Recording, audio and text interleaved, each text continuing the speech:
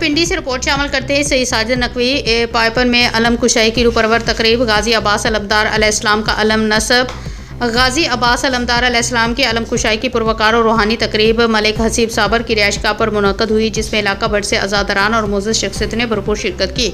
तकरीब का आगाज़ मातमी संगत वफ़ाज़ ज़ुलजनाब बामुकाम काबा बड़ाला की पुरसादारी से हुआ, जिसकी क़यादत सलार कासिम रज़ा अलवी ने की। नवाखानी की शहादत हैदरी ब्रदर्स चक बेली खान ने हासिल की, जिन्होंने अपने पुरअसर कलाम से फ़िज़ा को गमे शोदा से मुअत्तर कर दिया।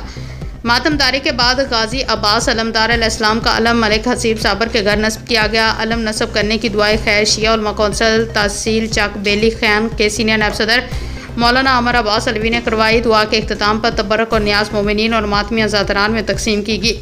तकरीब में इलाका भर से सियासी, समाजी और मजहबी शख्सियत ने शिरकत की, जिनमें खुसूसी तौर पर Malik Sagheer of Paiban, master Malik Ghulam Shabbir, Waseem Abbas Malik Zareet of Kaba Barala, Salar Yasir Abbas Malik, Ghulam Murtaza और जुनट ढोक अडराना के जनरल सेक्रेटरी हसन रज़ा शामिल थे। आखिर में मौलाना अमर अब्बास अलवी ने अहले खाना मोमिनीन और मोमनात और गज़ा फ़लस्तीन पारा चनार और तमाम मुसलमान जहान के लिए दुआ फरमाई।